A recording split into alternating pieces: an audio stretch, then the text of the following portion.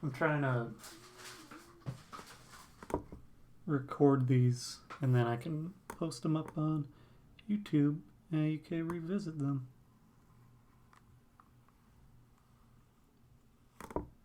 later on.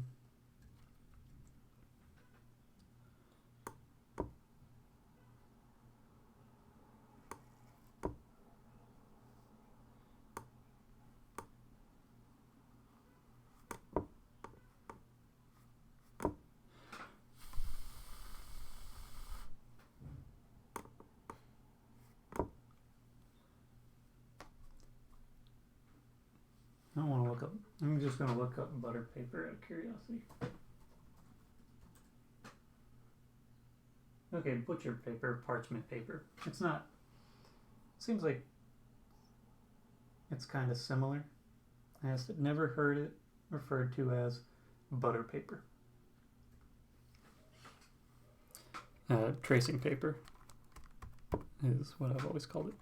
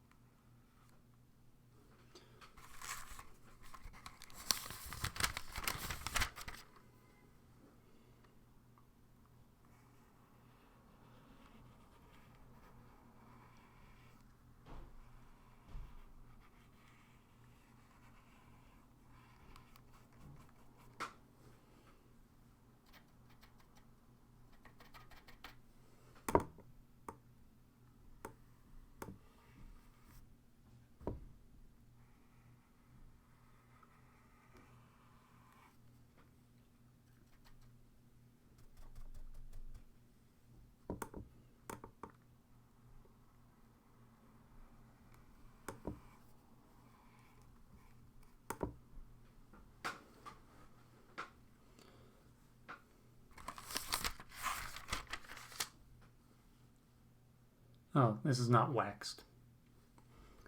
This is the ink wouldn't stick to waxed paper, and I couldn't get this dry brush texture in that way.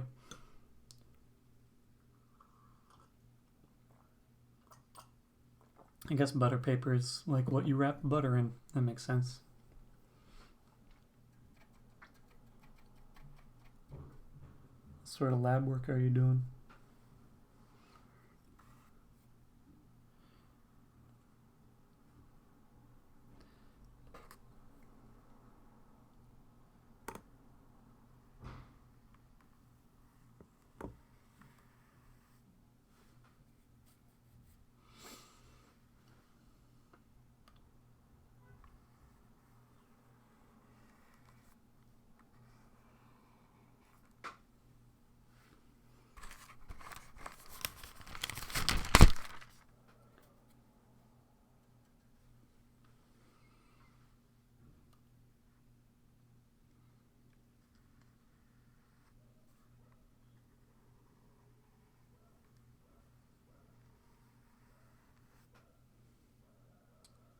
Okay, engineering. Okay. When I was younger, I wanted to be an engineer of some kind because I always liked math and science sort of things. I don't know what sort of engineer I would have wanted to be, but I probably would have gotten frustrated with the fact that it's a very practical thing, and I do a lot of impractical stuff. Or just be like, I want to see how this works. But it's hard to get to. It's more work and time to get to the level where you're inventing things rather than just sort of executing things. I don't know. Maybe I would have really enjoyed it.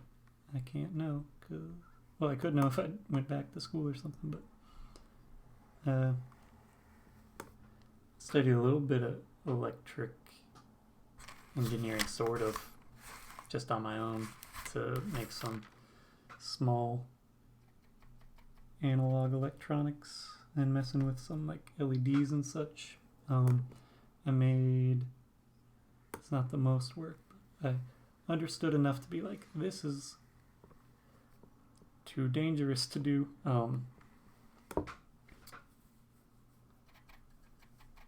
But I made some like more noise music sort of things. Tried doing some circuit bending, which I know isn't engineering, but if you have an awareness,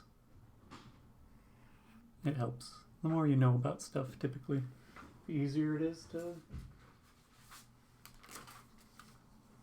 learn and make and create.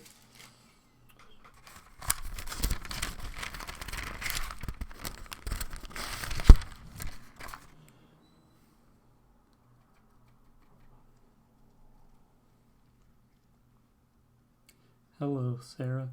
Hello, Ivana? Lavanya?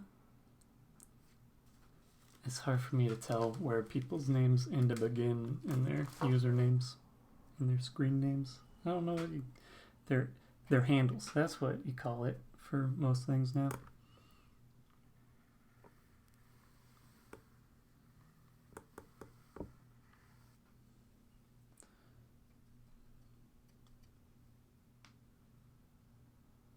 Oh, nice. Yeah, I don't know too many people. Like, I've always been math and science and art on the side are somewhat prevalent, but in college, I went to college for graphic design, and a lot of people pretty bad at math. Like just math, I'm like, this is pretty simple. You're just doing some basic algebra, but a lot of people not very good at it, friends included. I would try. There were a lot of like online classes that people would take for their more traditional lecture courses, and people would take math online, and I'd try to help them. But a lot of the time in explaining how math works, you either sort of understand the mechanics of it or you don't. So people are like, why is it this way? And it's like, because that's how it is. And that's a very frustrating answer to receive, which is why my sister taught for a bit, and she talked about some of the shortfalls in education and being a teacher is most of the people who are attracted to being a teacher are people who had a positive experience in school, that they just love learning and the format and the structure of everything, or they're at least okay with it and they enjoy learning and going that route. But so they pursue a career in teaching, but then you have to teach a lot of kids who that's not the case. People who are frustrated, who don't learn well in that sort of structured environment, how the education system is structured. And so you have this weird collection of people who are like, why don't these kids love school?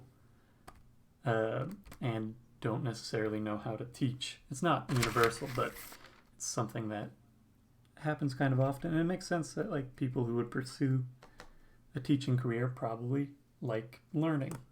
And it's hard to teach someone who doesn't learn in the same way that you do and hates it, just hates the structure of it all. Most people like learning.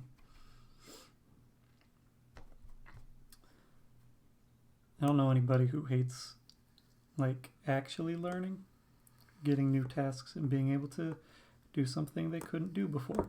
But there's a lot of people who dislike the structure. Yeah. My mom is an art teacher.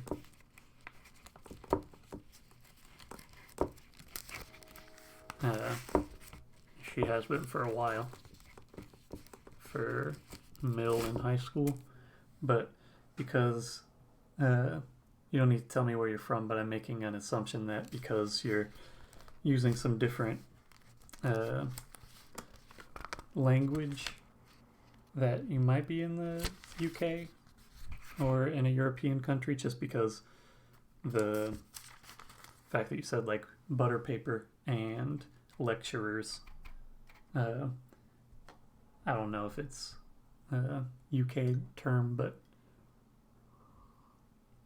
it sounds kind of British to me. Oh, India. Oh, okay, so there's a strong British influence as far as English terminology is concerned. There's a lot of Indian people who live near where I am. I haven't been as much to that part of town recently just because I don't go out that way. Or I just don't go out because of pandemic stuff. But, yeah.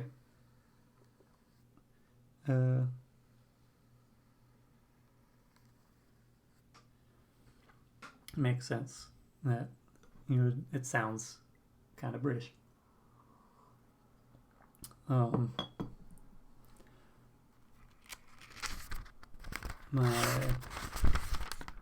haven't had a dosa in a long time. I used to get dosas pretty frequently. I don't know where most of the people who settled in this area, what part of India they're from, but there's a mix. So let's see. Should I have all of them combined?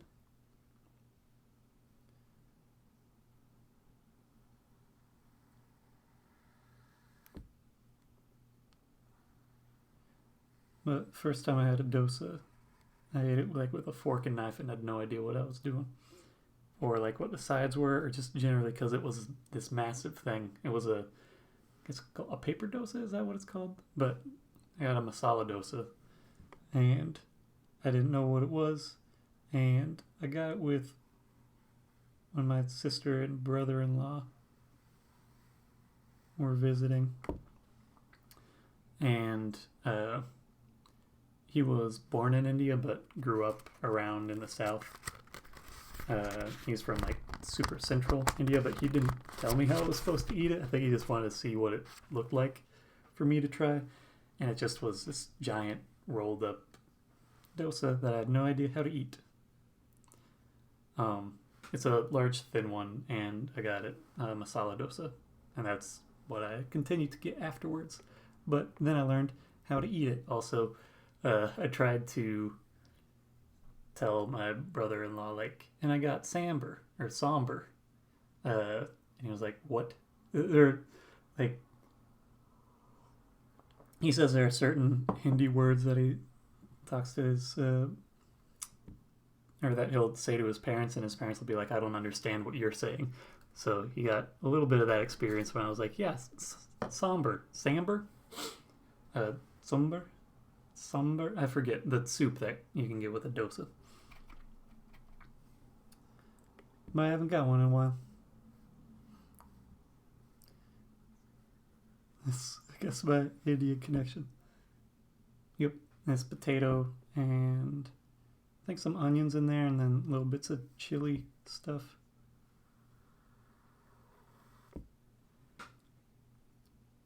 Sambar. Okay. Yeah, I think I don't know. I was like, it's like somber, like saying that something is. Oh, chutney. Chutney? Is that the same thing and just different spellings? It also comes with usually comes with two chutneys, two different dipping bits. but sambar. Okay. Is very nice when it gets cold here because I'm in the Northeast. Like if it snows, going in and getting a hot dosa and sambar. It's very nice. It's very warming and it's very filling because it's just hot potato. Okay. I've always read or seen it in Hindi. Chutney. I've seen it spelled chutney, Chutney, is what I'm used to seeing it as. But cool.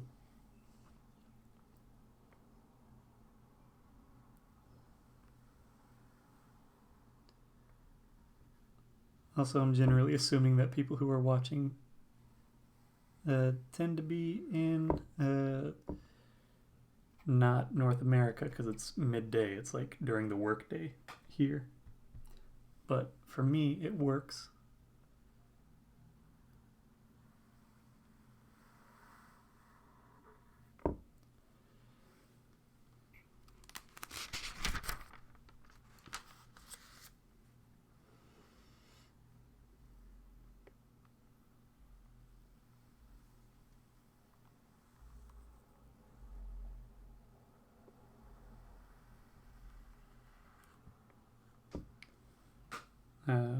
Plan on cooking, I forget, chval with my sister and brother-in-law this week. We've been doing, yeah. How many letters are in the Hindi alphabet?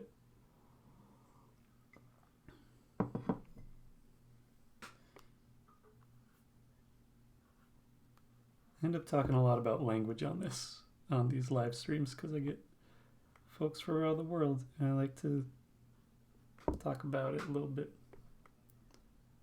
But with the pandemic stuff and being at home, been cooking more remotely with my sister as like a weekly thing.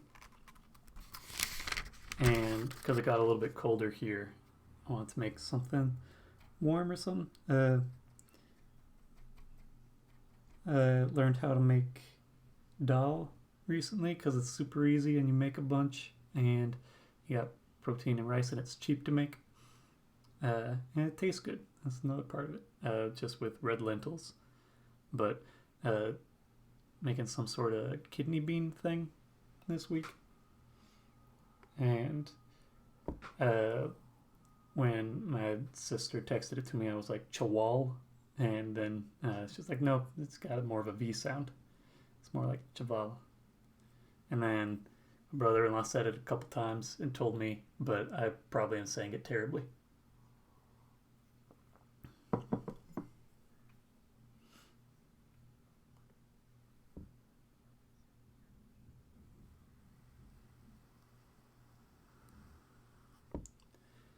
Hello, Diego.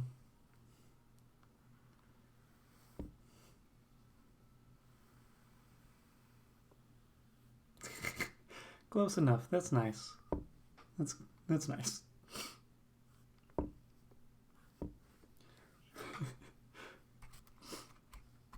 I'll take it.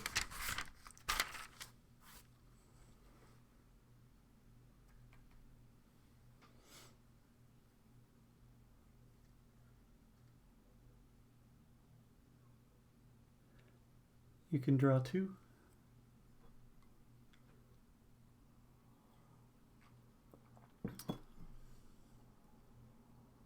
Everyone can draw. Just different kinds of drawing.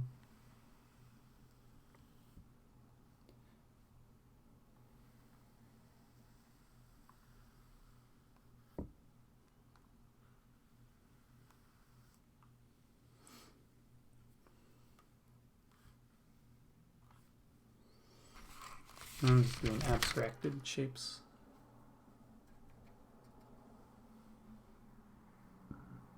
And a burped. Excuse me.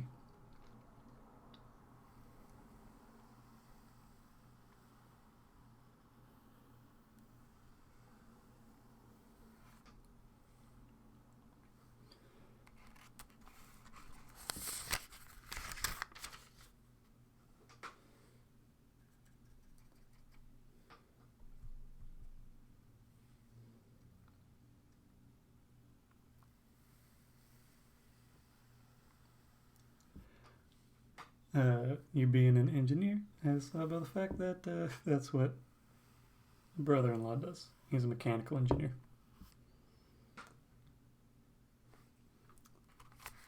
He's not into art though.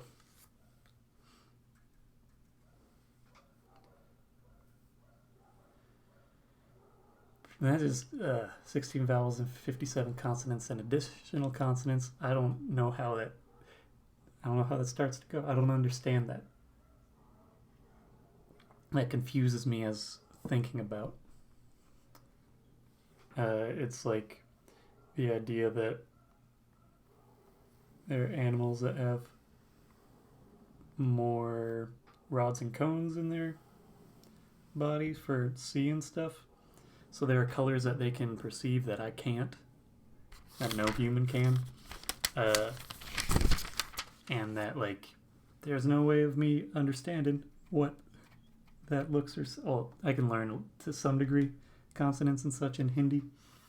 But it's the sort of thing where I'm like, it took me long enough to get a grasp on the letters that I know already. I don't need to be throwing in an extra 26 letters in the English alphabet. And that's 5 vowels, A, E, I, O, U, sometimes Y.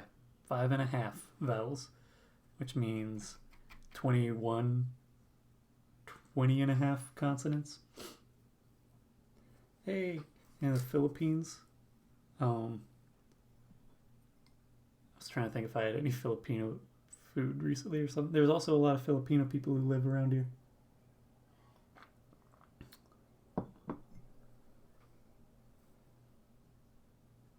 And my girlfriend's mom grew up in the Philippines.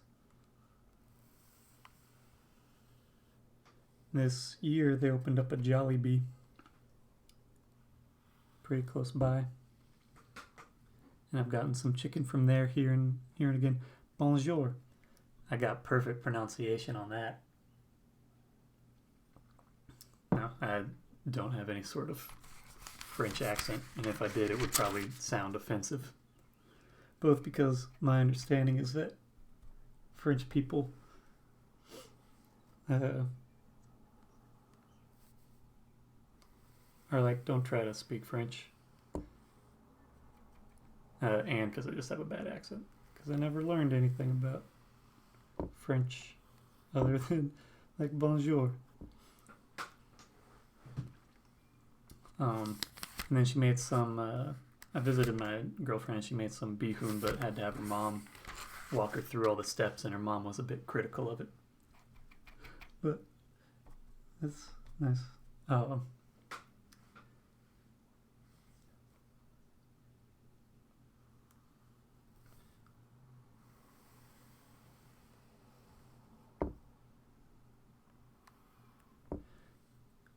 I've never been to the Philippines, but there are a lot of Filipino people here. There's also...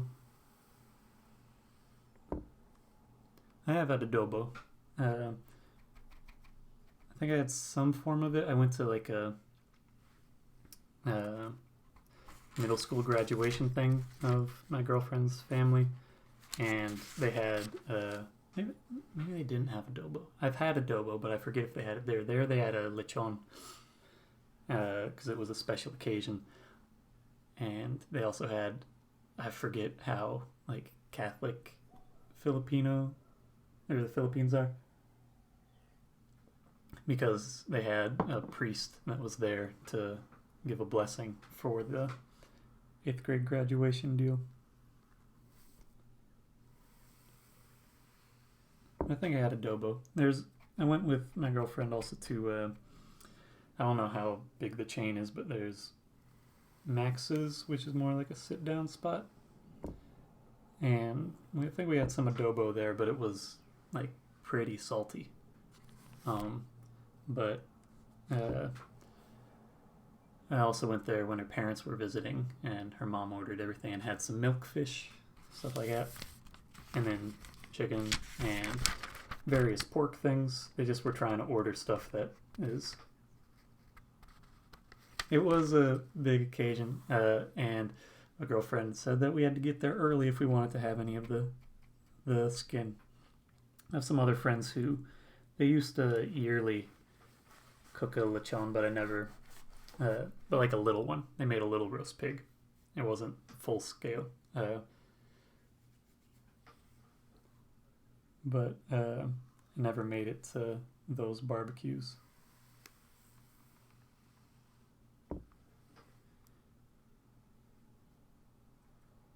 She's cooked some here and there. She likes cooking.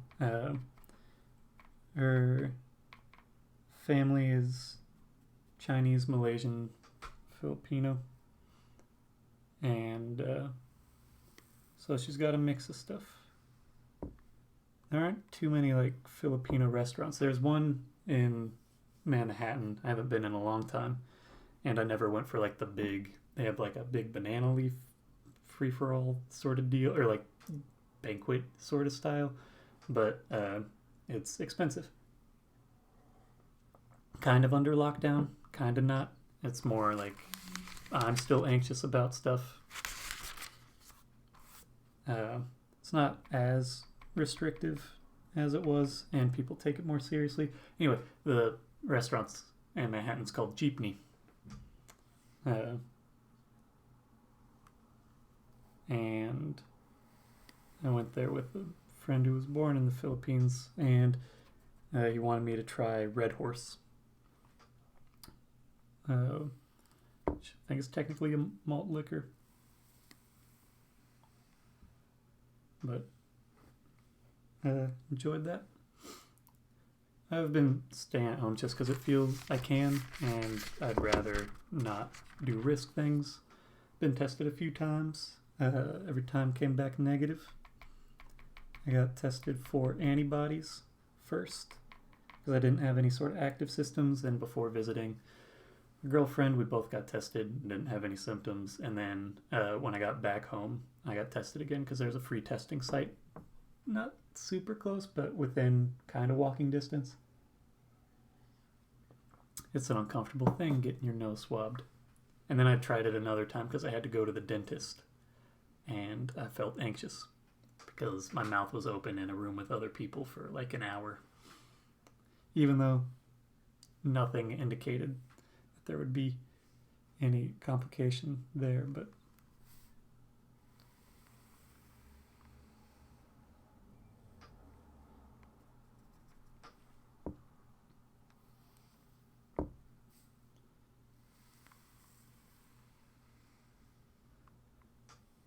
hope the Philippines are nice.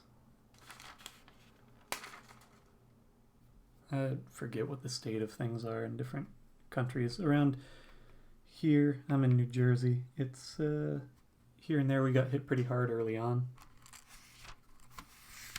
Yeah. Testing isn't too bad. All the testing stuff I've done has been in parking lots, and people keep distance.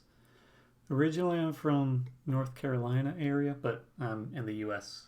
Grew up around the East Coast.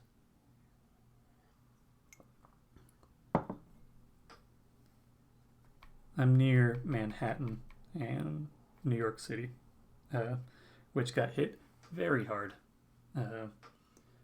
And it was surreal. And I used to like go into the city, I don't know, every 2 days maybe, visiting with people, seeing my girlfriend and getting lunch and stuff. But then I haven't been on a train since March, which is weird.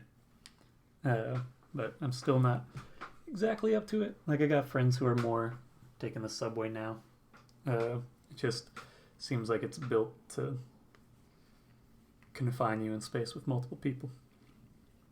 But the trains aren't as busy as they were pre-COVID stuff. Yeah. I know a couple folks who got sick, but not anything terrible. And then it's a mix. But there were a lot of people who got hit hard. Yeah. But when I've gotten tested, there's I'm a full-time artist of sorts.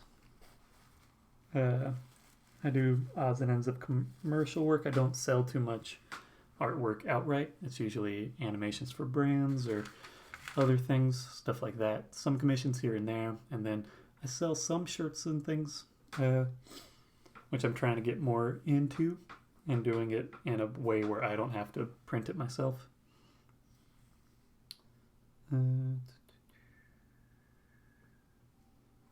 I'll have this binned up.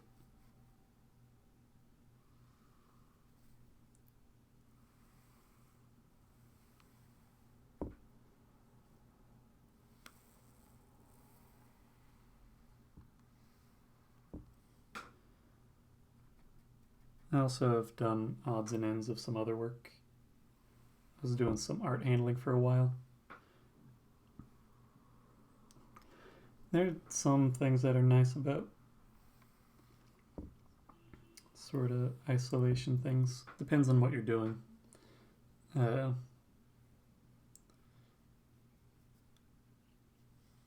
was doing some art handling more consistently before lockdown stuff went into place, which is like moving artwork.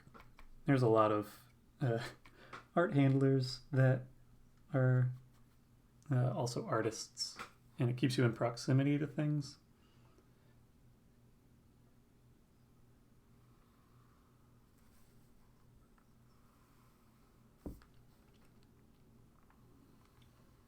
But that was just I don't know, I like sort of manual labor is kind of nice in a sense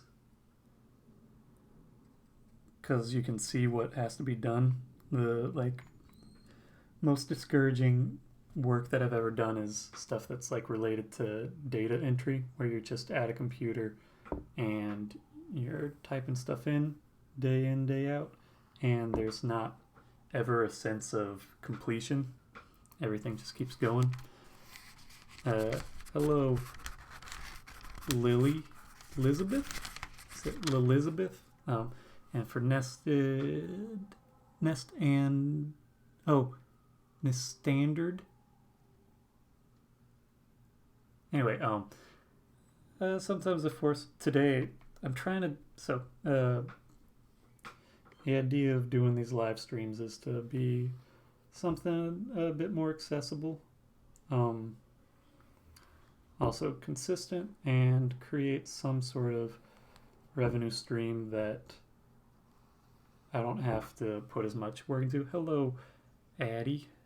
I'm assuming that's your name. Income is inconsistent. I tend to go like project here and there. But for forcing stuff, making myself do things, I try to just work every day. This year, my schedule's been all off in different ways.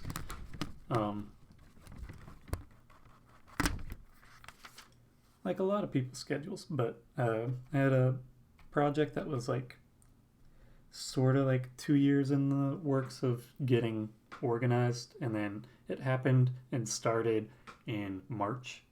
So it was like, and then that's all I did for a while.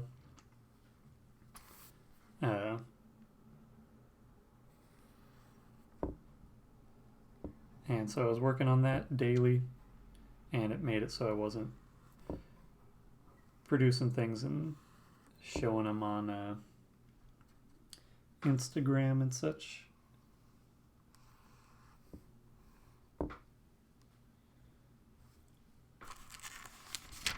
And then I got a little bit burnt out from doing that project just because it was a lot of work, and so I took a break afterwards for a while, doing some little things here and there inconsistently, and then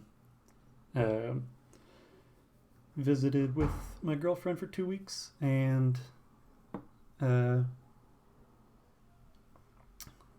decided to try and have a daily live stream that I may or may not have a plan going into it.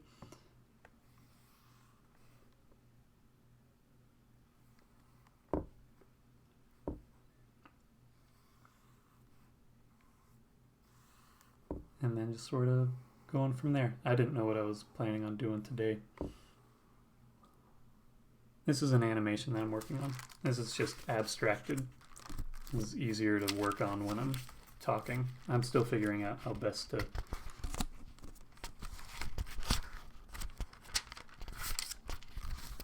display and communicate and talk and interact while also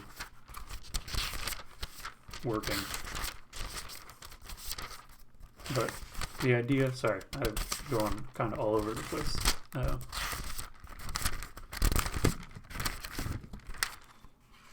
The idea is working on stuff, creating designs or some sort of something that can go onto a shirt or a printout or something, and then making that available the same day on my website to be ordered. I guess maybe I should shift my time a little bit or keep going. I don't know. For when I'm doing live stream, because most of what I'm selling it's a lot easier to process stuff and know the shipping rates and everything. For domestic, it's cheaper to ship to the US. For the most part, there's some things where it's about equal in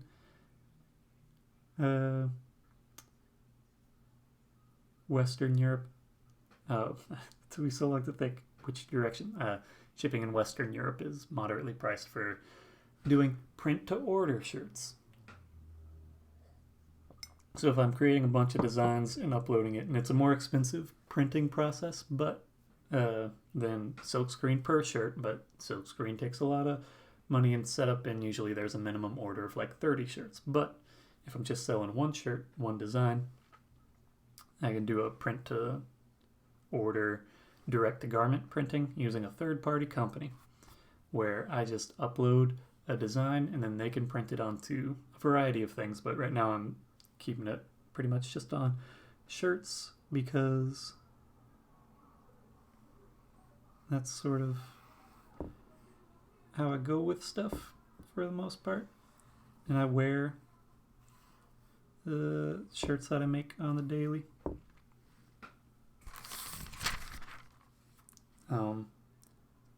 But then those shirts can be printed as one-offs, and I don't have to spend money setting things up. Just if someone buys a shirt, it's a lower profit margin. It's a smaller profit margin than if I were to print my own shirts. But it's also so much less time, effort, and materials. Then the company sends the finished product, which is what this shirt is. I got it in the mail today. This is the first one. I was trying out a few different companies, and it looks like what I expected. I'm not 100% sure how it'll... You can... I'm using Printful because it connects easily to my existing Squarespace store, where the other ones I was looking at don't connect as easily. Printful, Printful. Yeah, and then they send the finished thing. You might be able to, they might do outreach programs, but I just signed up for an account and tried it out. Ordered some test shirts from a few different companies, wanted to see what the process was like, how well it integrated in, and Printful. It is more, it's like $4, about $4 US per shirt to ship within the United States, and then it's $4.50 or about $5 for most of the EU, but I think it's because they have printing spots in the EU. It's a large enough company to where they've got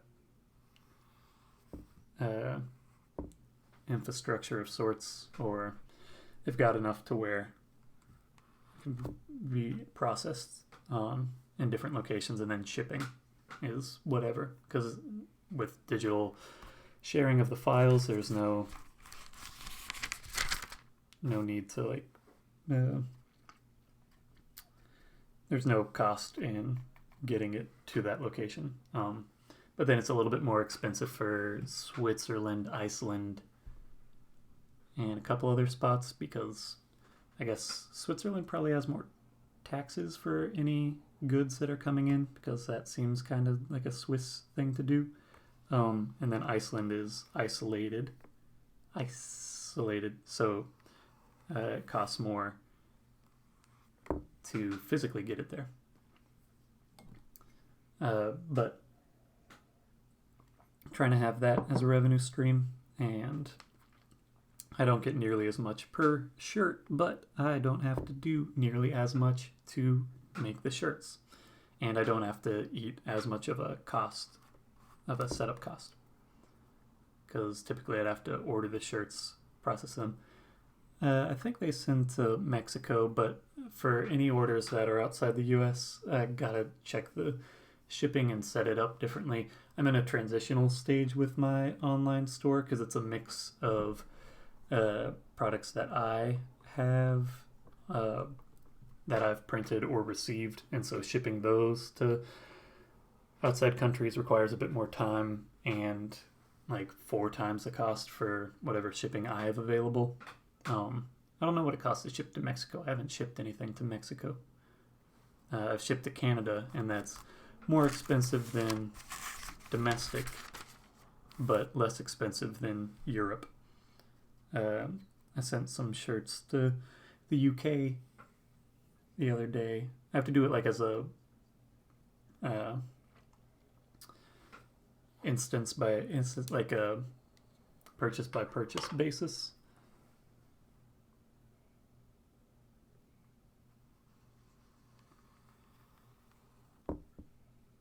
Because the costs vary a bit, and depending on how many items the person is purchasing, the weight variation does a lot. But I sent some shirts to the UK, and the total cost of shipping for 9 ounces of weight was $24, which I think has gone up. I didn't double check that going into it, but I got some different lights. I'm figuring things out. So before I just had this one ring light. See if this will pop up. I can't see my preview window. It should pop up. Just a USB ring light. So that's sort of behind me. Hey, Mom. And then just recently I guess they arrived yesterday. I got these guys, which are desktop LED. They're not the best, but they work for what I need. I have some friends who are photographers, and they have more robust and more controllable LED lights that have more. I don't know if I might be able to turn this off and see. Okay, yeah. Got a kind of tight setup, but these lights just have a bunch of LEDs. It gets darker when I turn off the lights. It's just a bunch of LEDs, and they get kind of warm, but they function, and it's just a USB connection. So if you have a USB hub, that's how I'm powering these guys, which is crazy. Thinking back to like being younger and how much power and such lights take and how hot they get, but these get a little warm, but not super warm. It's just, I'm still figuring out lighting and different things. I'm also using 2 different kinds of webcams. Both of them are Logitech cameras, which got expensive with the pandemic stuff because people were like, I need a webcam that's better than my laptop camera, or one that just connects to my laptop, to my computer, to my desktop, because desktops tend not to have, like, ones that standard PC might not have a thing that comes in, and then people who are doing a lot more just streaming in general. So there was like a run on these Logitech cameras, which I had gotten one a while ago for trying out streaming things.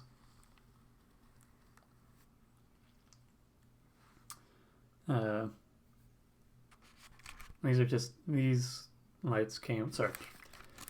But now they've sort of gone down a bit in price, but still they're harder to come by, or there's a longer wait time for things, for cameras.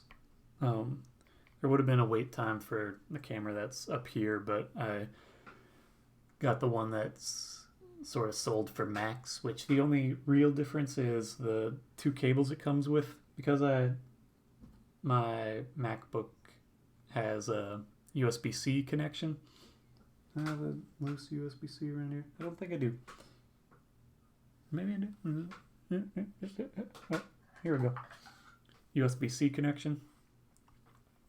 This camera is USB-C in and out, and most PCs still haven't transitioned to USB-C dedicated connection. It's USB Type B connection, which is the one that is most standardized.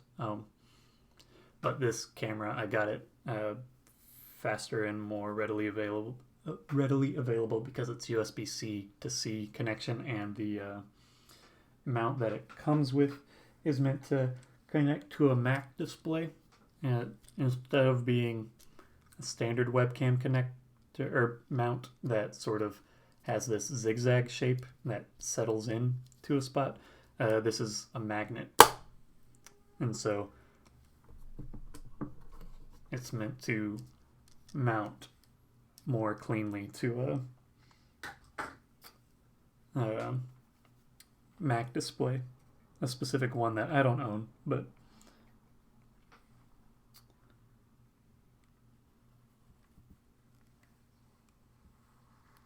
I was able to get it faster because I opted for the non-PC option. And then these lights are just like, I searched like desktop LED lights or something, and I think they were like $30 or $40 for a pair, but they do what I need them to. You can adjust the brightness, and they come with some gels. These are already getting dusty.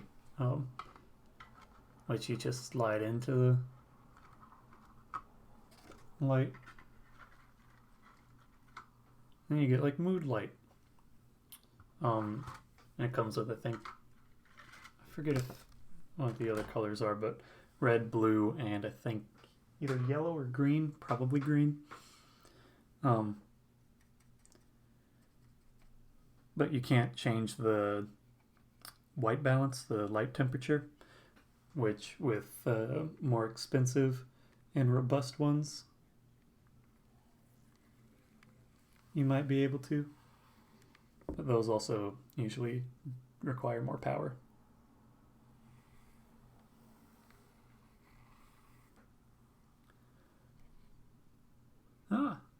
Yeah, you can, if you have a light box, you can also get away with using regular paper. Tracing paper isn't a requirement. It's what I've gotten used to and I'm comfortable with. But whatever you like, that's fun and exciting. I think I use more tracing paper than anyone I know. For that larger project that I did earlier this year, I bought a big thing of tracing paper. It was like 3,800 sheets or something. It came in boxes and in here. But it just was like 20 pounds of tracing paper or something. But it was the cheapest way to get the amount of tracing paper that I needed.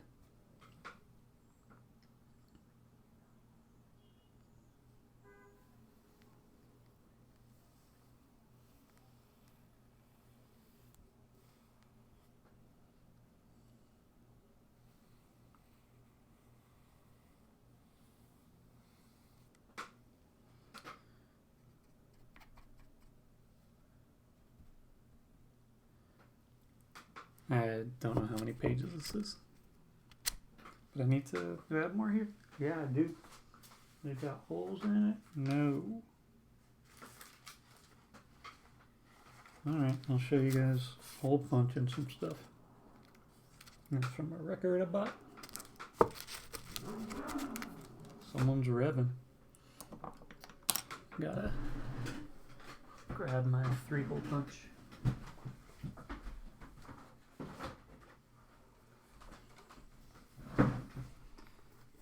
I've got a couple, but if I'm continuing on animating some stuff, I gotta.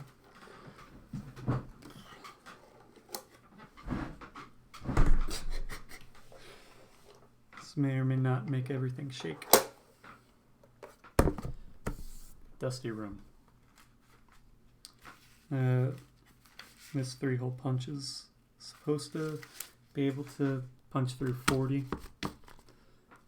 holes or 40 pieces of paper at a time, but I've done that, but it's a lot better if you do something closer, like it is shaking everything. I'm gonna do this on my lap.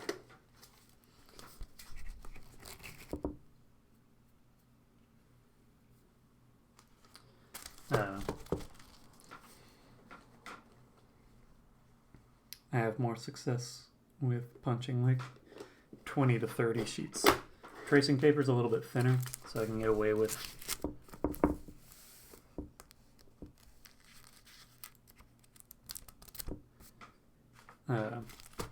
punching through a bit more because it's thin, but with regular paper.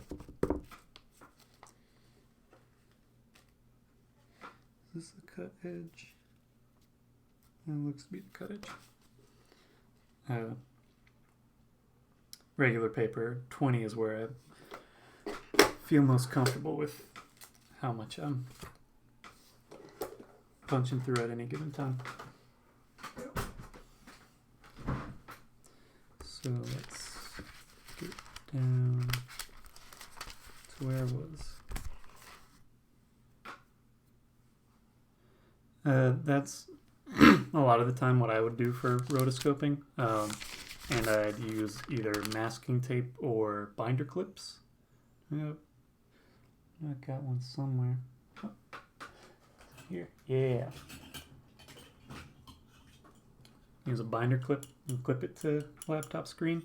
You also could print it out and trace each frame, which I've done as well, but it takes a lot more paper. And you can't adjust things as easily. One thing I like about rotoscoping physical, doing it on my laptop screen, is that I can adjust the brightness, darkness, contrast of the image as I'm working. And so I can make it easier to see things.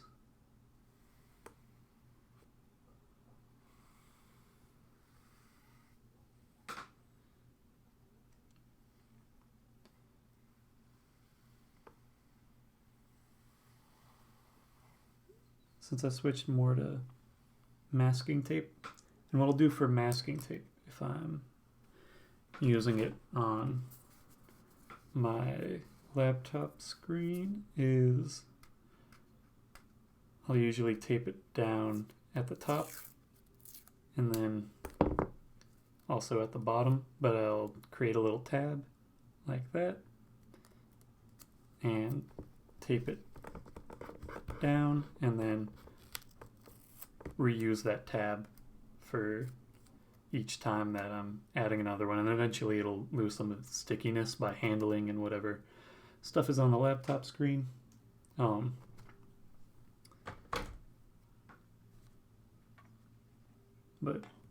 yeah, where did I set my, there it is. You could also look into getting like an old school, or you could project it. You can try projecting. That's kind of like what a rotoscope tool would have been in the past, where it sort of has like this frosted pane of glass, and then from the back end projects film stills onto it. If you ever look up like a rotoscope or rotoscoping machine, you can see what it would have been in the past, and you can try to replicate that with a projector of some kind, and then you could advance frame by frame, and then it'll also be lit up. You'll probably have a bit of a hot spot where it's super bright in a condensed place, but you sort of, with whatever method you find, you'll learn to work around it in different ways.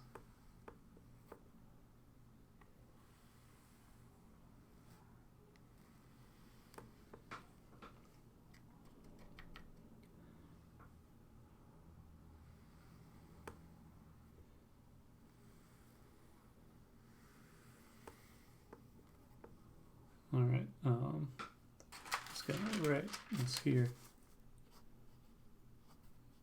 Be right back because I need to use a bathroom.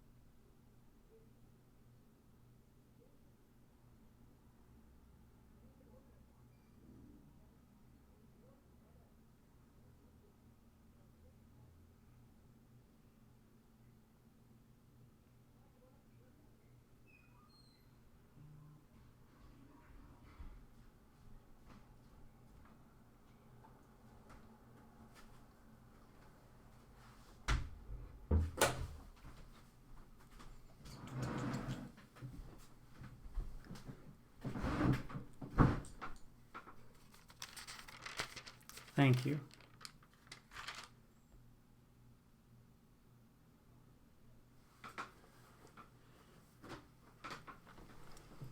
I had like a glass of water and a cup of tea, so I had to use the bathroom. And it's been, how long? I've been on here for like an hour and a half, so there you go. You're welcome.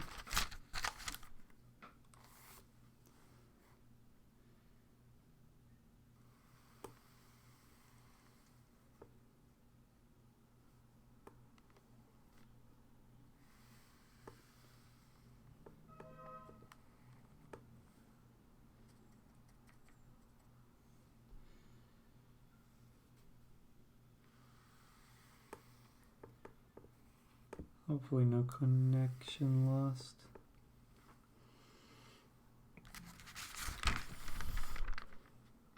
This is Sumi ink. I can hold up to 2 cameras. There's that camera. Wait, let me pull up my... Where's my preview? That is just blown out. You can't see it, but you can see it here. And this way.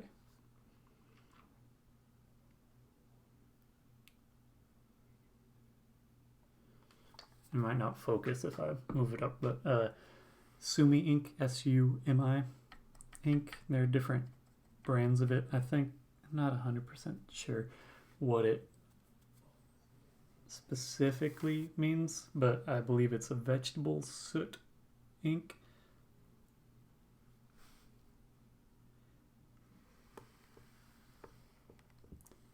And it's Japanese origin. This actual brand is Yasutomo YASUTOMO.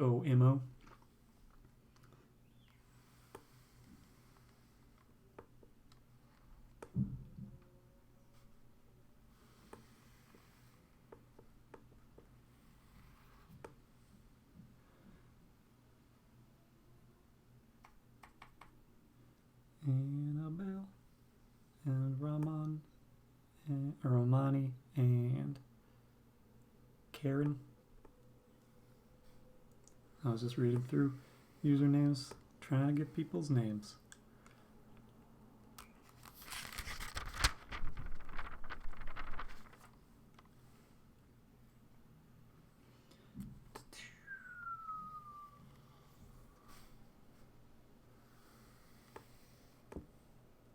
This will take a while to scan.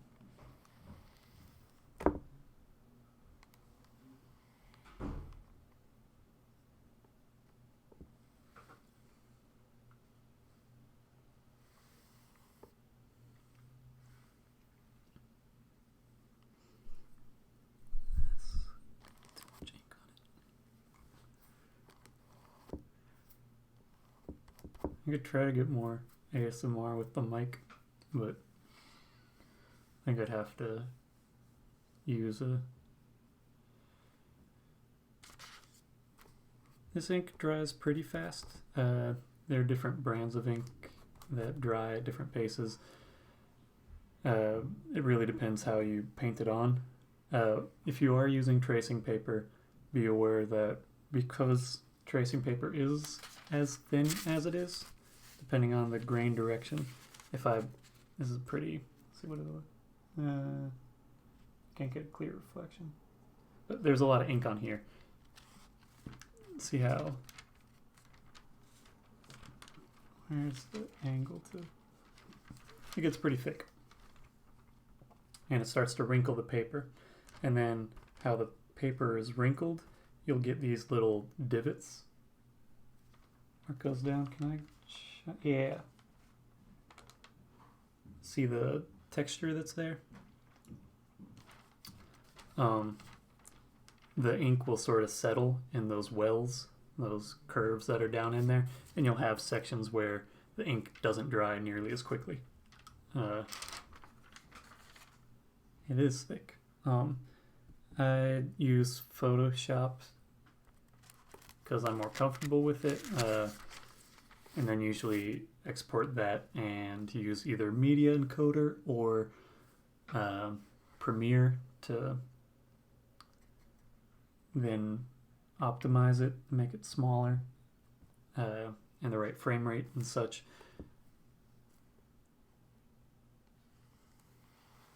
So this is a little bit thicker.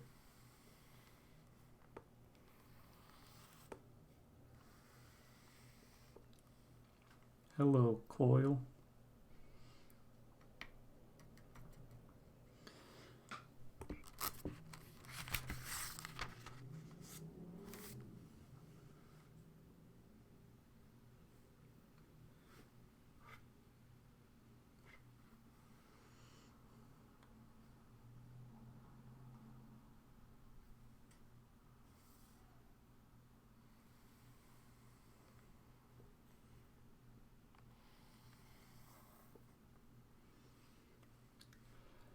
Depends on your time, what you're animating, your patience with things. I like 15 frames per second is what I usually work at, so it's a little bit smoother than most hand-drawn animation, because most hand-drawn is at 12 frames per second traditionally. Also because I work sort of loose, it's not super tight. If it's 30 frames per second, it jitters too much for me, for my preference. But it means that I get a little bit smoother than what people are used to for hand-drawn stuff.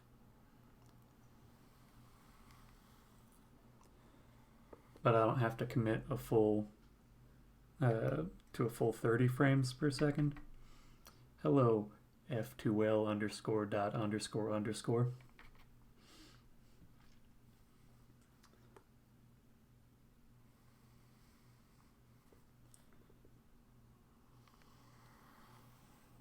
but 15 frames per second is also a bit weird because it doesn't divide as easily. Thanks. Is that M absurd? I'm planning on scanning these later, but I'll probably do an overhead photograph version of it first so I can get something out sooner than later. Because if I just take photos of it, it takes less time than scanning, but if I scan it, then you get the texture of the paper.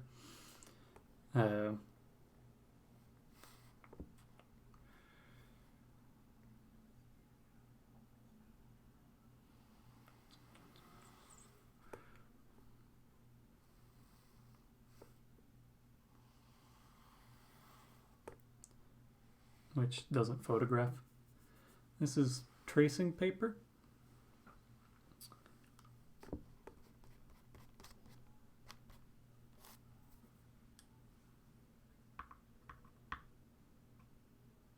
Max Bird. Is that what I was just trying to figure out? Whenever I read people's names, it's hard to know what the intention is.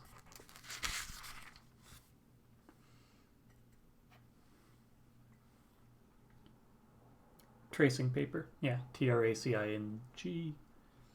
I have a tracing paper pad.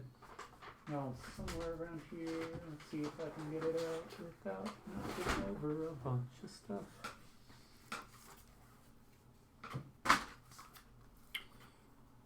It's easier to see this way. Oh, I keep thinking that's the opposite orientation. This is like easiest way to get a moderate amount of tracing paper. It's more expensive than copy paper. I'm not sure if that's because of the demand for it being lower, or if it's because the process is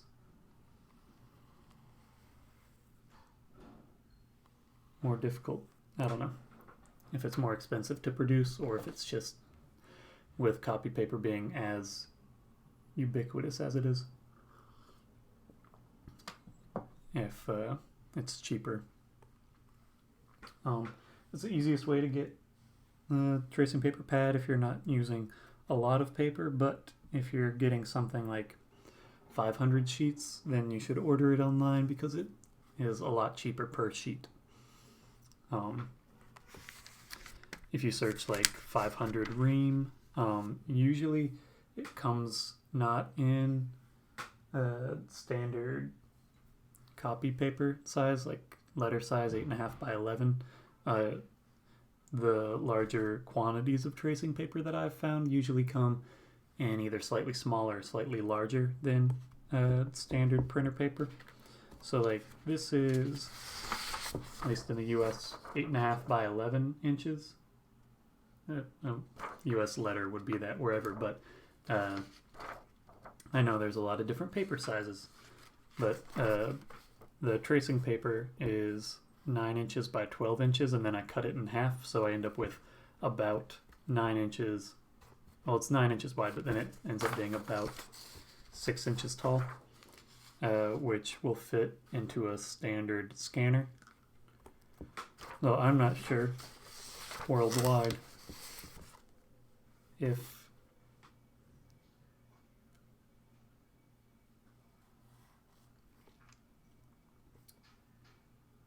so it's going. Okay, I'll do it that way.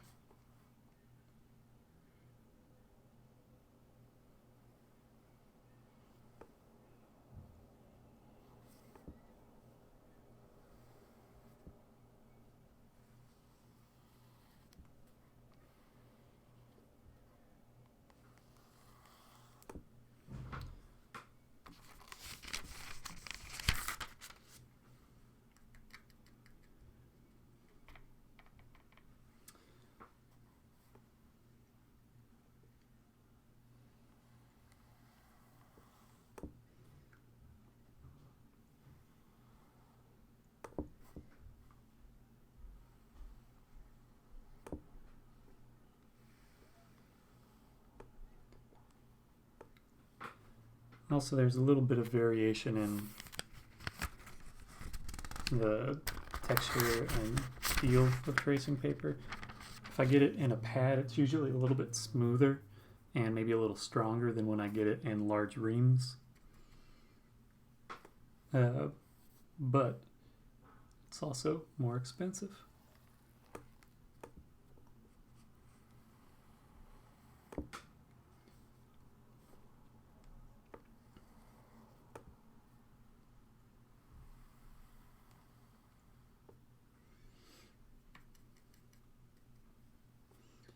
This is not a well-drawn circle, but it's happening at a speed where it's sort of negatable.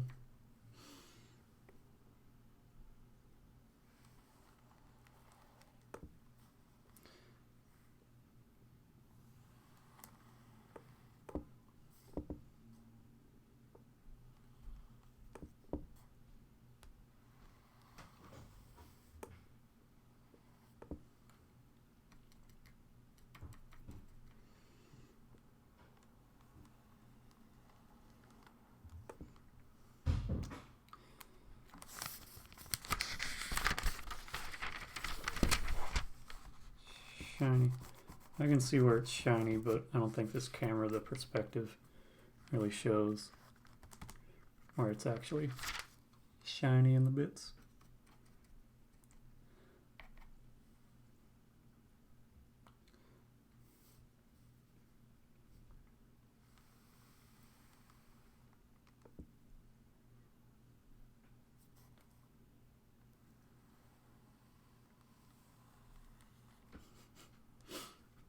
It's an okay circle. Not the best, not the worst.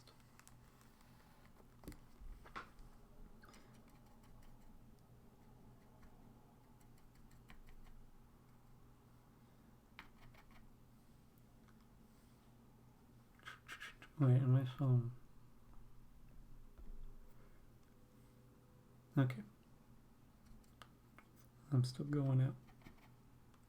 The paint should dry, otherwise you'll get it on the back of the next frame.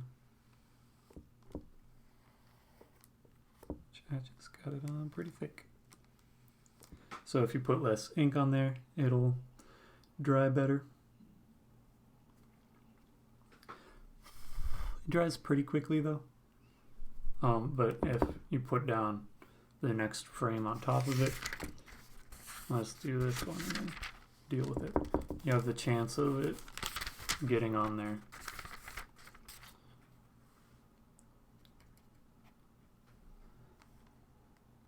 Which, depending on how you're working, may or may not be acceptable.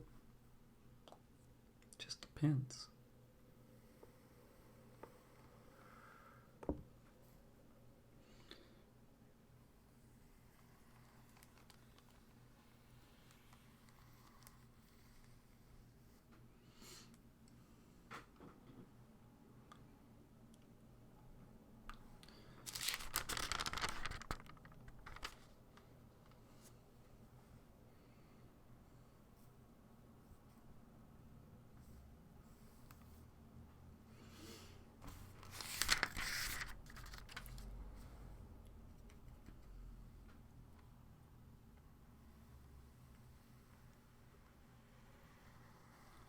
Also, if you're doing more detailed work, sort of, just by the fact that you take more time.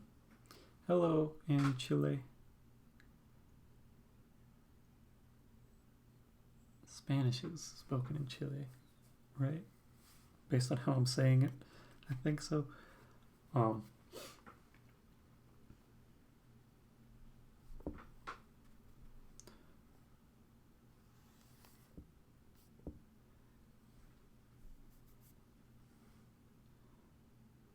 Buenos tardes? Tardes.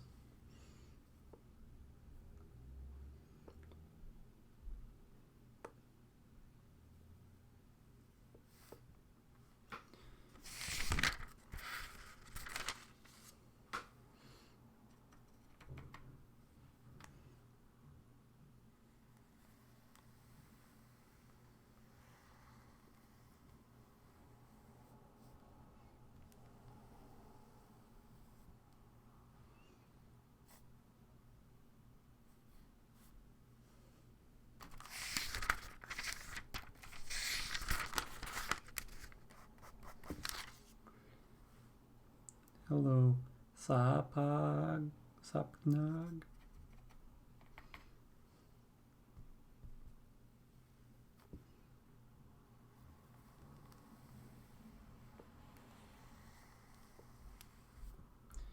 I might start to have this return back to where it was.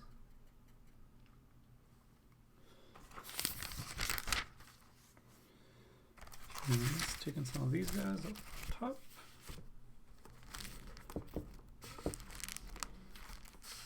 Going back to the beginning so I can make this into a loop.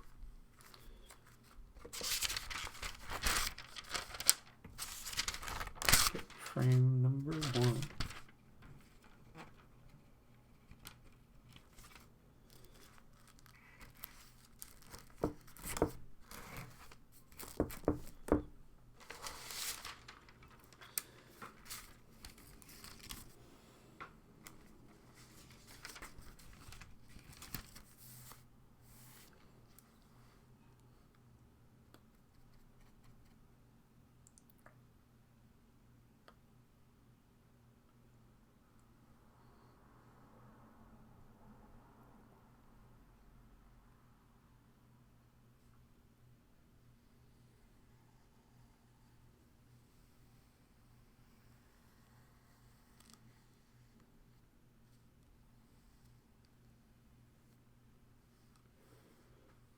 Usually I would, but because this is moving quickly and I have a sort of linear thing to it and I'm doing it abstracted, I'm not keeping up, but usually I would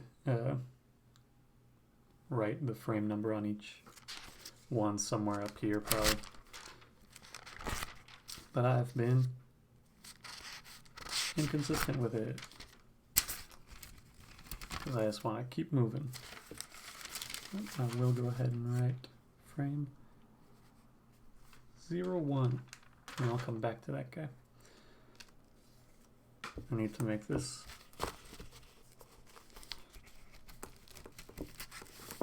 realize that I need to just work a little faster. So now I'm gonna make this just a much smaller guy.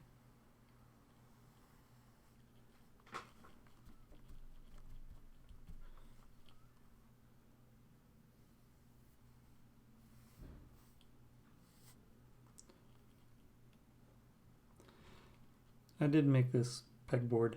I wanted to be able to punch holes in my own paper of choice so that I could do whatever. It's pretty simple to make. If you get like a 1/4-inch drill bit, and then these are 1/4-inch dowel rods that I cut down.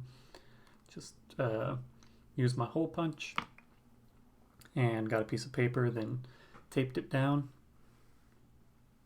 to register where they needed to go, and then sanded down the pegs a little bit so that they wouldn't catch on the edges.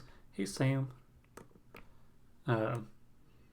And then drilled the holes as perpendicular as I could with the fact that these dowels aren't that tall. It doesn't have to be super straight on, but as perpendicular as you can, and then put the pegs or the dowels in there with some wood glue, let it dry, and then I tried painting them, but it doesn't really matter if you paint them or not for what I'm using them for. My style came from a mix of things. This sort of stuff is just wanting to animate, and I liked the idea of super loose, sketchy animation, which is hard to sort of maintain. It's a weird balance to have because animation has to be moderately consistent.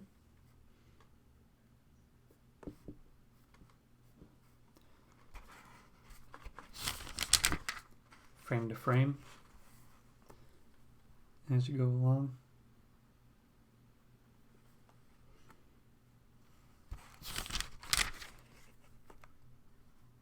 But you can also get away with things being kind of sketchy because nothing is ever present for more than a fraction of a second. So it's always moving, and you can play with that a bit. Dot time. Let's make some dots.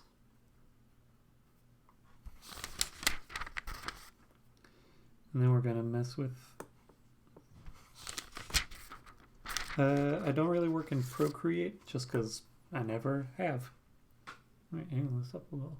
I didn't realize that was going that. You can see my light. I do some stuff in Photoshop, but it just usually looks worse to me. I don't like how it looks when I work digitally primarily.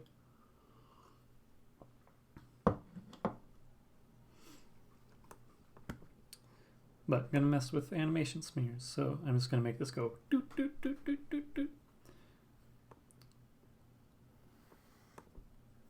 Dash, then rest. 2, 3.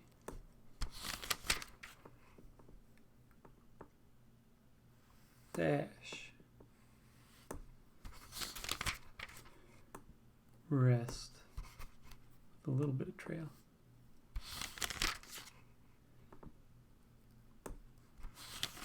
Three.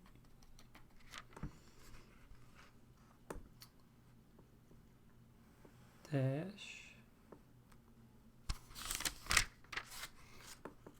Rest. Light trail. 3. Did I get 2 in there?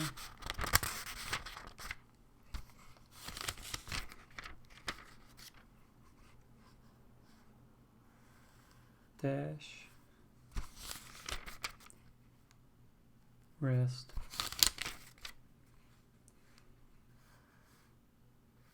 dash, rest, dash, rest, trail. Where am I getting back to? I'm getting back to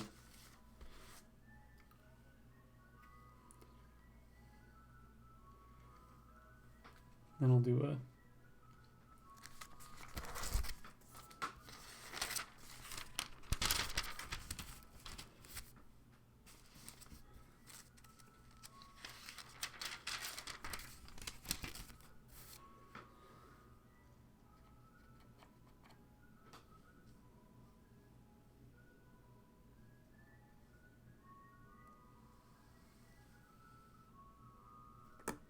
dash.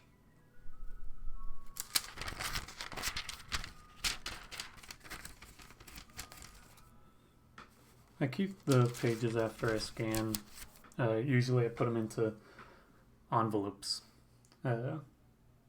This is more than I usually am working with. I also have put them into shoe boxes. They fit decently into shoe boxes. Just whatever I have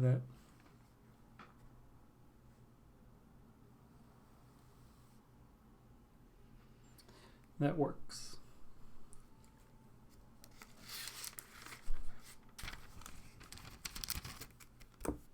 And then I label it and date it, and then I can come back to it and see what it looks like later on. And there have been a couple times where I have to come back and increase the resolution on something. I didn't see close enough where this is going.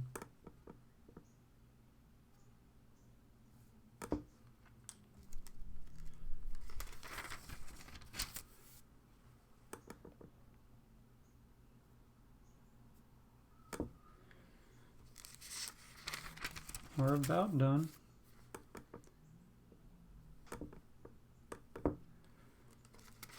And I have no idea how many frames this is. Probably a decent chunk because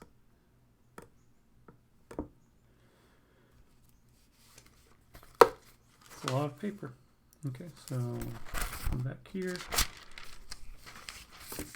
And I don't have an easy way to do this. I've been into art for most of my life, and because my mom's an art teacher, my dad likes art.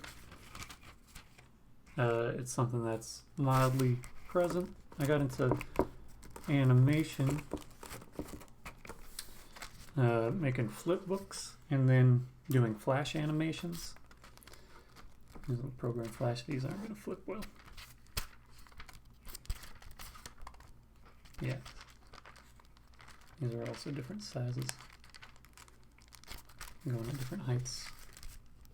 You have to pull this pretty tight for the stuff. But doing flip books and books. Write the date on this.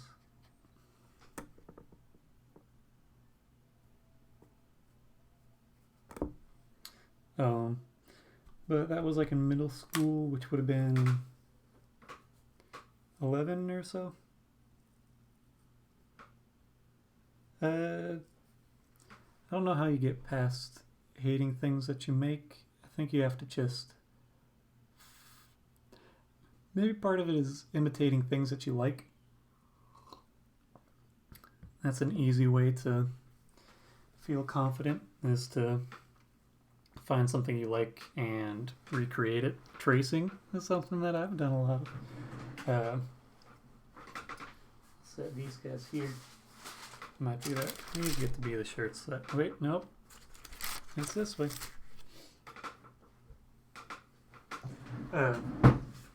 Imitating things you like, seeing what you can and can't do most easily while recreating stuff. I'm gonna have some Cheez-Its for a second while I talk through this, and then probably hop off in a sec so that I can get this into an animated form. Copying things, getting some confidence to be like, this is what I like about it, this is what I can bring to it.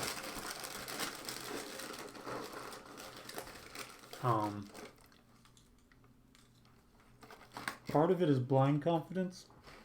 That's gross, I just dropped some Cheez-It.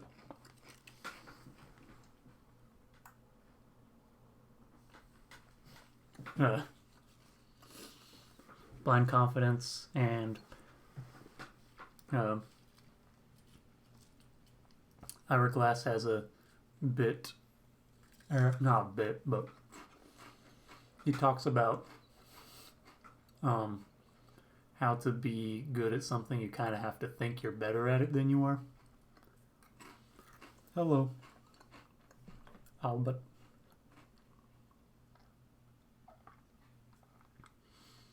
That at a certain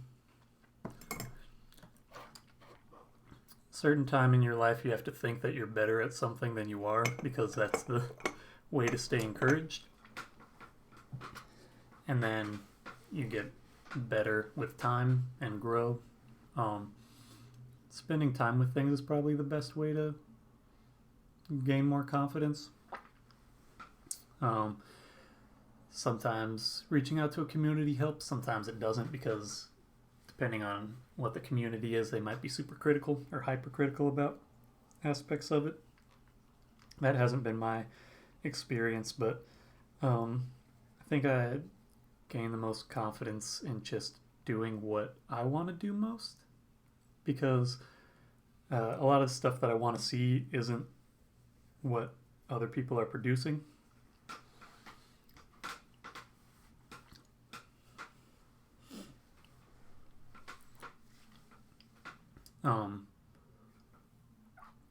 So making something for yourself, specifically for yourself, I think is a good way to feel confident.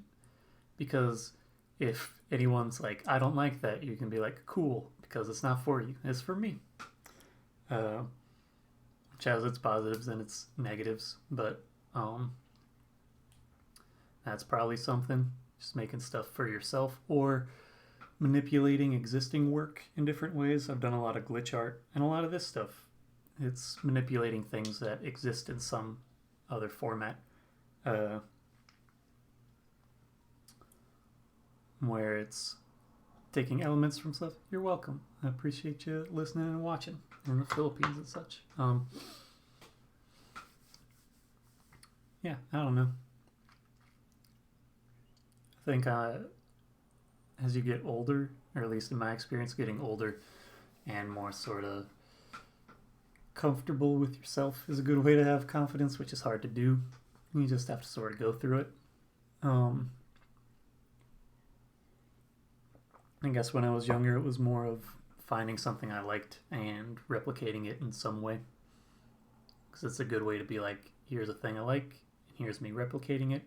And the specificity of it being for yourself, or whatever your context is, that's helpful and gives you, you're able to sort of cross over a gap where maybe it's not as well done as what you like, or the artist or the creation that you like, but because you created it, you have a more personal connection to it, and you're able to sort of forego some of those imperfections or things that you might see as imperfections. And the specificity is encouraging and relatable, and you just have a different connection to it. I don't know. And then with time, sharing it on different platforms helped me to feel more confident with things, and just having a more discernible voice over time means that regardless of what people think of it, you're like, well, it's still mine. And that's sometimes the most comfortable space to be in. I choose black because it's the most extreme of color contrast, black on white, but then there's a lot of subtle details within that. It's a comfort thing, I think. It's also a cheap thing. In college, I did not have money to print things, so I just used the school printers and then gained more confidence in that. I also don't like that color, because so much of where work exists now is digital spaces, that it varies screen to screen to screen to screen as to what the color qualities are and how it'll look. But with black and white, it'll still look a little bit different. White color and white balance varies a lot from one screen to the next, but you're working in something of a binary, and so it's just sort of understood this is meant to be black and this is meant to be white, and it might not be the exact shade of black that you're working in, or the exact shade of white that you're working in, but the understanding of it is grayscale, and so it's just a value rather than a specific blue, because there's a lot more emotional context to colors, that the slight change of things will affect your understanding of what that color means. Part of it's a confidence thing. I'm not very confident in color. Whenever I use it, I think it looks good, and then I see it again later and I think, oh, I don't have a strong grasp on how to work in color. You also get the strongest contrast if you're working in black and white, and it translates to many different formats. You can find black as a paint pretty easily, but also just because it's understood to be a marking rather than a shade of something, you can translate it to wire or light painting or different things, because it's not understood as being a specific shade of something or a gradient. It's just is or it isn't. So it's kind of working in a binary space of yes or no. And there's enough possibility within that I don't have I get intimidated by trying to expand that to having so much more color. Even in a digital space, if you're working in grayscale, you have a value that's like, I forget how many bits typically, but it's like, in my mind, I think about in Photoshop, you have a color grid, and it's 250 tall, 250 wide, and there's a gradient within that space, so it's, I don't know, a couple thousand shades of gray, and then you have 256 times that amount when you incorporate color, because maybe it's not 3 times because it would be each. Maybe it's cubed.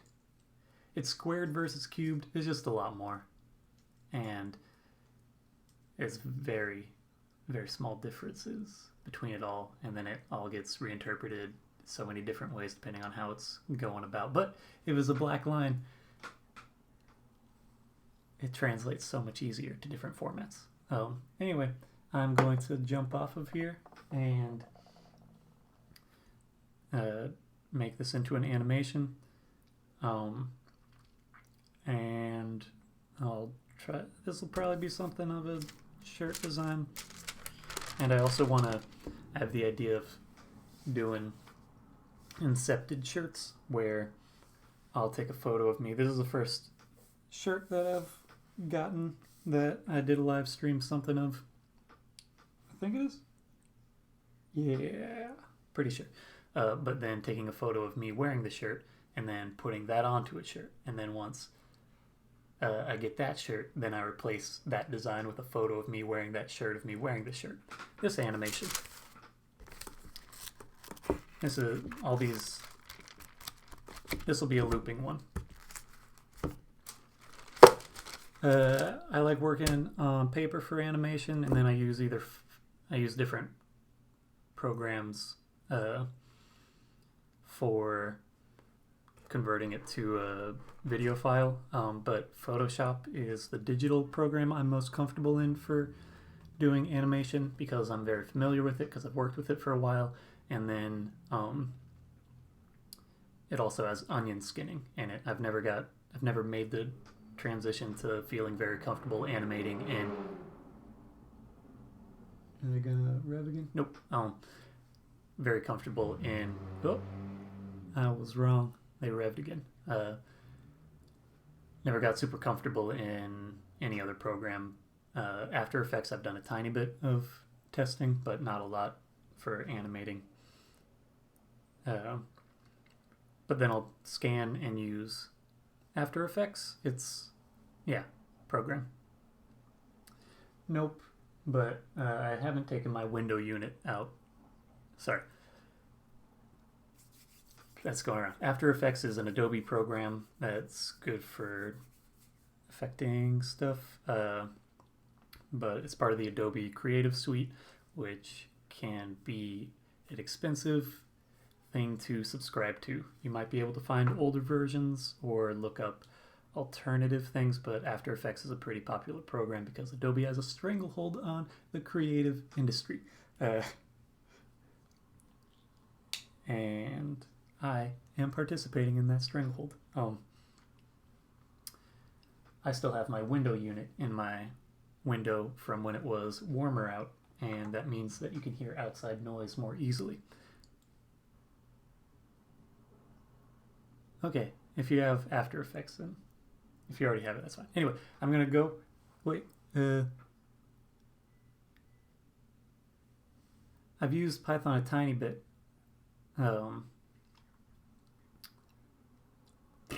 People are jumping on. Python. Is it Python or Python? I'm familiar with Python. I've done some programming in Python. I know there's a lot of alternatives for stitching things together, but I'm comfortable and it has a lot more user-friendly options in Adobe programs because I'm familiar with them and they've been built up for a long time. It's one of those things where it's really hard to jump into it because they've got so much pre-existing foundation and resources. Okay, now I'm actually going to jump off because it is after 5 and I've been on this for over 2 hours. Just a little over 2 hours. Thanks for watching. This will have a weird ending transition because I'm doing this through a separate program. Let me